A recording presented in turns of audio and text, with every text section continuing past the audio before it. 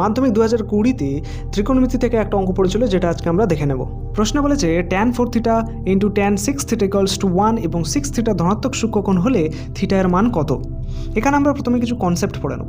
আমরা একটা right triangle এঁকেছি এবং সেখানে ধরছি যে আলফা এবং বিটা হচ্ছে সূক্ষ্মকোণ, মানে 90 ডিগ্রির কম। এবার আমরা যদি ট্যান আলফা করি, মানে এই অ্যাঙ্গেলের হিসাবে যদি আমরা ট্যান আলফা বার করি, তাহলে সেটা এবি বাই বিসি আসবে। এবং যদি এই অ্যাঙ্গেল, এই বিটা অ্যাঙ্গেলের হিসাবে যদি আমরা ট্যান বিটা বার করি, তাহলে সেটা বিসি বাই এবি আসবে। এবং যদি আমরা ট্যান আলফা এবং ট্যান বিটাকে গুণ করে দিই, তাহলে সেটা 1 আসবে। tan 4 theta into tan 6 theta equals to 1। এবং প্রশ্নে বলেছে যে 6 থিটা ধনাত্মক সূক্ষ্মকোণ, তাহলে 4 থিটাও ধনাত্মক সূক্ষ্মকোণই হবে। তাহলে আগে আমাদের কনসেপ্ট অনুযায়ী 4 theta plus 6 theta equals to 90 degree হবে, এবং যোগ যদি আমরা করি তাহলে সেটা 10 থিটা ইকুয়ালস টু 90। সেখান থেকে আমরা থিটার ভ্যালু কি পেয়ে যাব? 9 ডিগ্রি।